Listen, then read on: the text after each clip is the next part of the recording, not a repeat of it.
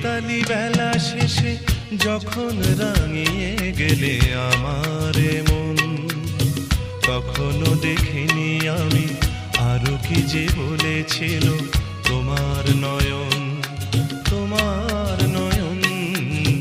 চৈতালি বেলা শেষে যখন রাঙিয়ে গেলে আমার মন, তখনও দেখিনি আমি আরো কি যে বলেছিল